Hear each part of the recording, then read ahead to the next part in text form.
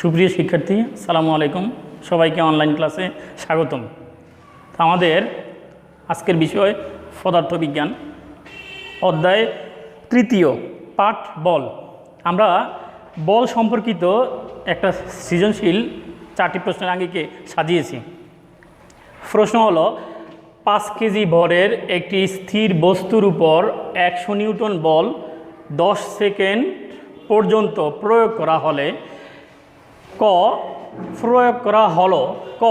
বল প্রয়োগ করার কারণে ত্বরণ কত, খ 10 সেকেন্ড পরে এর বেগ কত, গ প্রমাণ করো যে বাহ্যিক বল প্রয়োগ না করলে স্থির বস্তু স্থির এবং গতিশীল বস্তু সমবেগে চলতে থাকবে, গ দেখাও যে F = ma। তো আমরা ক শুরু করব। ক নম্বরের প্রথমে বলছে যে বল প্রয়োগ করার কারণে ত্বরণ কত। তো আমরা ত্বরণের সূত্র জানি, আমরা জানি A = F/a, অর্থাৎ F হলো বল, এখানে বল দেওয়া আছে 100 নিউটন, আর ভর m = মাস, ভর দেওয়া আছে 5 কেজি। দেখা গেছে বল এবং ভরের মান জানা থাকলে ত্বরণ খুব সহজেই বের করা যায়। তো আমরা বলের মান 100 বাই ভরের মান 5 দিয়ে ভাগ করলে আমরা 20 পাওয়া যায়। যেহেতু এখানে ফোর্স 100 নিউটন দেওয়া আছে, যেহেতু বলের একক নিউটন এবং ভরের একক কেজি, সেহেতু এখানে ত্বরণের একক হবে ms−2। এখন দেখা গেছে যে বল এবং ভরের মান জানা থাকলে তুমি খুব সহজেই ত্বরণের মান বের করতে পারবে। সেকেন্ড প্রশ্ন, 10 সেকেন্ড পরে এর বেগ কত হবে। 10 সেকেন্ড পরে এর বেগ কত হবে, তাহলে আমরা বেগের সূত্র প্রয়োগ করতে হবে। আমরা জানি বেগ b = u + at। এখানে যেহেতু স্থির বস্তু সেহেতু আদিবেগ 0, এবং ক হতে আমরা ত্বরণ পেয়েছিলাম a = 20 ms−2। তাহলে এখানে লেখা যায় a = 20 ms−2, এবং টাইম দেওয়া আছে t = 10 সেকেন্ড।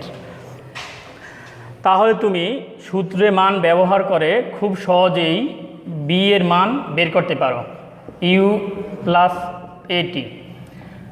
যেহেতু আদিবেগ স্থির বস্তুর ক্ষেত্রে 0, সেহেতু ইউর মান 0 বসালাম, প্লাস a = 20 × t × 10, অর্থাৎ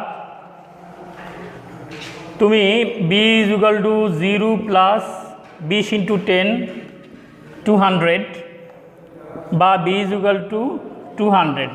যেহেতু আমরা ত্বরণের একক ms−2 এবং টাইমের একক সেকেন্ড, সেহেতু বেগের একক ms−1। তাহলে তুমি b = u + at এই সূত্রের মাধ্যমে খুব সহজেই তুমি বেগ বের করতে পারছো। অর্থাৎ বেগ বলতে এখানে কিন্তু শেষ বেগ বোঝানো হয়েছে। তারপর তোমাকে গ নম্বর বলা হয়েছে যে প্রমাণ করো বাহ্যিক বল প্রয়োগ না করলে স্থির বস্তু স্থির আর গতিশীল বস্তু সমবেগে সরলরেখায় চলতে থাকবে। তাহলে এখানে বলাই হচ্ছে যে বাহ্যিক বল, বাহ্যিক অর্থাৎ বাহির থেকে কোনো বল যদি আমরা প্রয়োগ না করি, এটা প্রমাণ করার জন্য প্রথমে আমাকে জানতে হবে নিউটনের সেকেন্ড ল। আমরা জানি যে নিউটনের সেকেন্ড ল, নিউটনের দ্বিতীয় সূত্র হতে পাই F = ma। F = ma। আমরা জানি a = b - u/t, অর্থাৎ আমরা ত্বরণের সূত্র জানি শেষ বেগ মাইনাস আদি বেগ ডিভাইডেড বাই সময়। শেষ বেগ থেকে আদি বেগ বাদ দিয়ে সময় দ্বারা ভাগ করলে ত্বরণ খুব সহজেই পাওয়া যায়। তো এখানে যেহেতু বলছে যে বাহ্যিক বল প্রয়োগ না করলে তাহলে F = 0, সুতরাং F এর মান 0 বসিয়ে আমরা কাজ করতে পারি। 0 = m × b - u/t, বা 0-র সাথে t গুণ করলে 0 = m × b - u, m × first bracket b - u, বা 0 = mb - mu, বা mu কে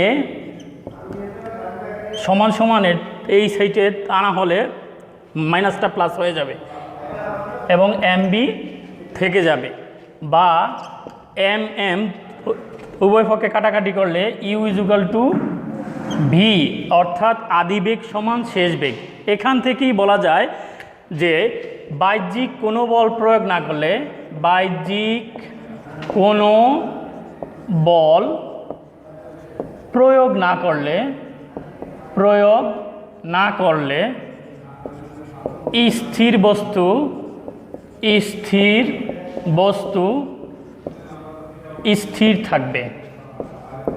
স্থির থাকবে এবং গতিশীল বস্তু সমবেগে সরল রেখায়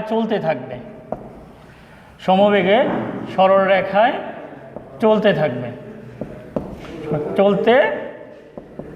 থাকবে। তোমাদের গ এ পর্যন্তই। গহ বলছিল যে দেখাও যে F = ma, অর্থাৎ তুমি প্রথমে জানতে হবে F কি। F = ma, F হলো ফোর্স অর্থাৎ বল, আর m হলো মাস ভর, ইন্টু এ হলো এক্সিলারেশন অর্থাৎ ত্বরণ। তো তোমাকে এটা প্রমাণ করার জন্য ধরা যাক m ভর বিশিষ্ট কোনো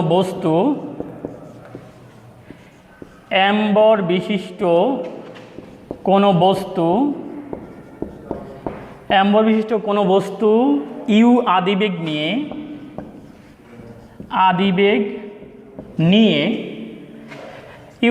নিয়ে t সময়ে চলে, b শেষ বেগ প্রাপ্ত হয়, তাহলে ভরবেগের পরিবর্তন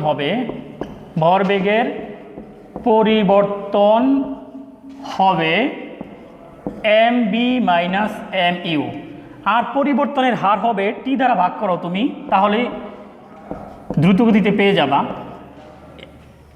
mu। সুতরাং m × b - u/t, আমরা জানি b - u/t = a, অর্থাৎ হলো ma।